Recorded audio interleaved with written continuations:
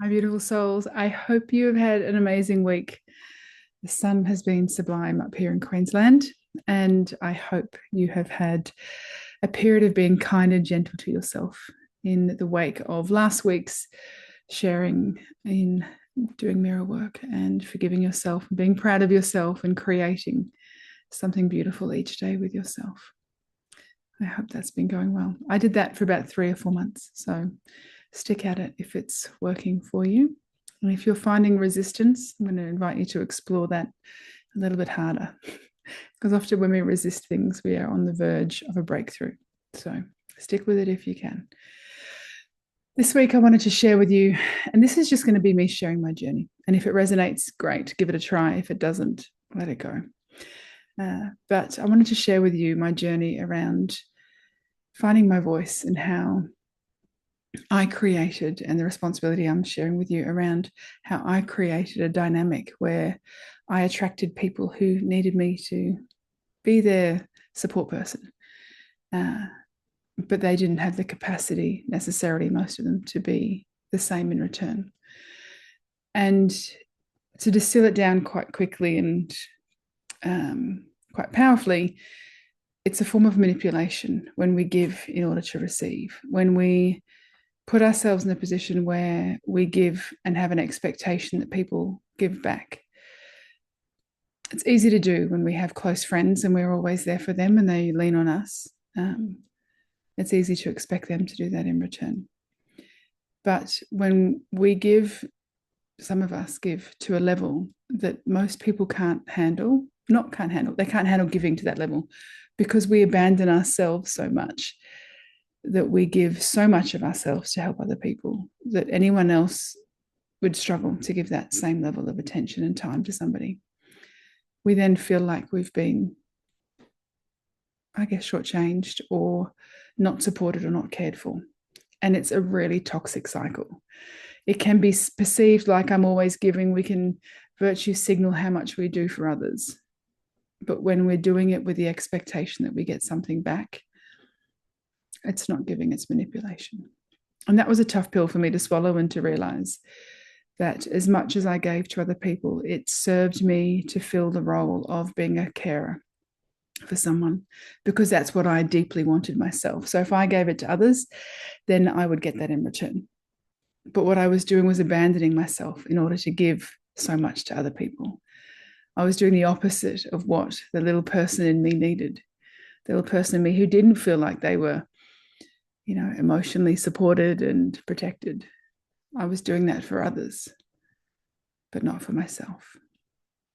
And so I had to have some really long, hard looks at myself to wake up to the journey that I was embarking on and the type of relationships I was creating for myself. I was manifesting people and that needed that support. And I've had more than a few people say to me, Jo, when I'm feeling really low, you're the person I want to connect with and talk to. And while that's a lovely thing to be someone's go-to person, I've said to more than one of them, I also want to be the person you reach out to and connect with when you're having your best day. And that was tough for me to realize that I was the mum figure, the pick them up and dust them off figure. But I wasn't the let's celebrate the high figure, person they wanted to go to and do that with. And so I had to really quickly get to a point. Actually, I did it really slowly. I did it painfully slowly. Oh, so slowly, so slowly. I think I'm still untangling some of it, but I did it painfully slowly. I'm hoping me sharing this makes it much quicker for you. I had to get to the point where I realized that I was giving so much and abandoning myself that I had to start pulling back.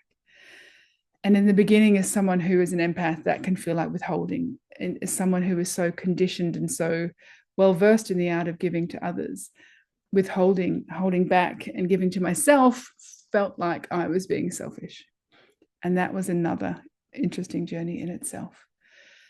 So, in taking baby steps and starting to connect with what I needed and what I wanted, and in the process of connecting with my inner child and doing the deep work there to see what they needed, I allowed myself to start to have some grace and some peace.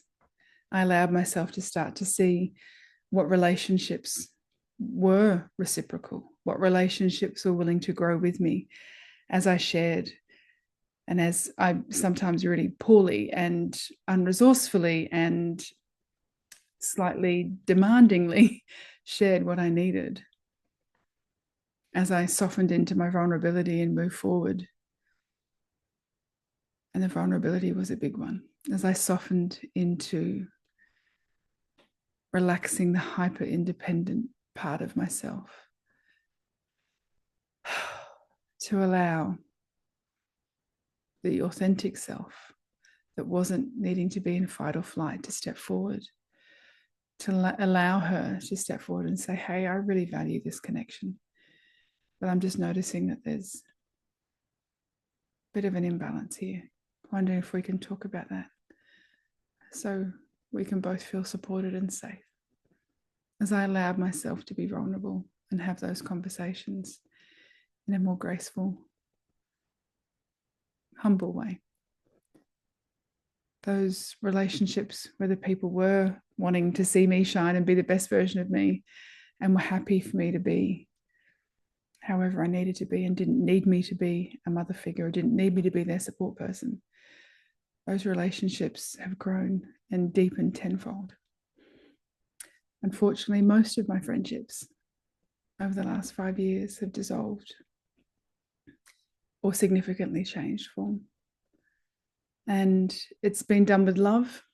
Some of the people have not wanted to have that conversation because they were so attached to me being their support person. Some of them weren't able to see themselves as someone who was not being supportive. Some of those people were just not able to give anymore. And for whatever reason, those journeys have ended for now, maybe for forever. But I know in myself that the relationships I have maintained and that the people that are connected with me that are here to see me shine and to be there as much as I've been there for them, they're the ones that I'll be moving forward with, and they're the ones that remind me of my worth when I forget. It's been such a beautiful process. I feel like I've got some beautiful sisters in that journey that have become more than just friends or best friends through this process of sharing and being vulnerable. And it's worked both ways. It's been really, really quite beautiful. So I think being really mindful and observing the relationships you have around you, whether that's work or family or friends or lovers, being really mindful of the dynamic and how you show up and what have you created in your life. As you start to forgive yourself and be proud of yourself, you start to see your entirety as a fallible, fantastic, flawed, fabulous, failing, falling, flying human. You are all of it. And you are lovable every step of the way.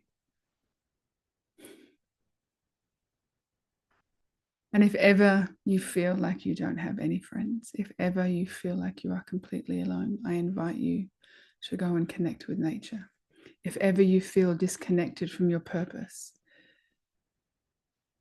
I invite you to go and connect with nature, to sit, to connect, to breathe, and to listen deeply with your heart.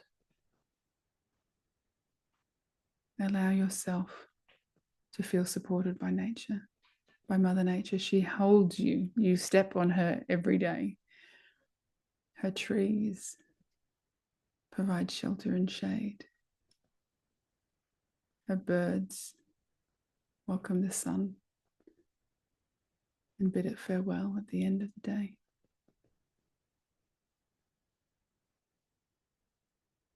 The air sustains your lungs,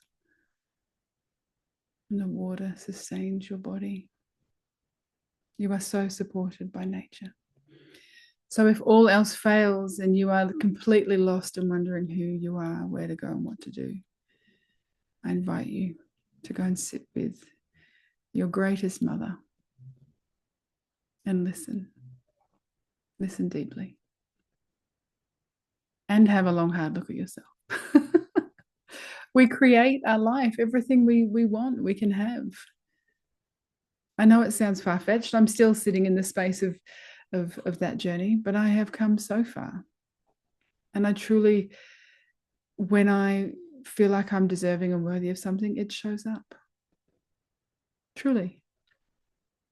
And when I feel I'm not, I see that too. When I'm having a bad day, holy shit, does everything come my way that I don't want? When I'm having a really connected, heart-centered, love-filled day, oh my God, is it amazing, the connections and the conversations and the people you meet, the butterflies that fly past, the birds that stop and just take a second look. It's amazing if we take the time to see ourselves. I hope you have the most amazing week. Go gently as you take stock of your relationships. Go gently as you have a hard look at yourself. Do it through the filter of love, because the part of you that has protected you, the part of me that has been hyper independent, was protecting me. The part of me that didn't want to be vulnerable and trust anyone was protecting me. It just forgot to turn itself off. So be gentle with you. Be honest with you. Let that veil down. Let the world see who you really are. And remember to keep sharing the love, especially with you.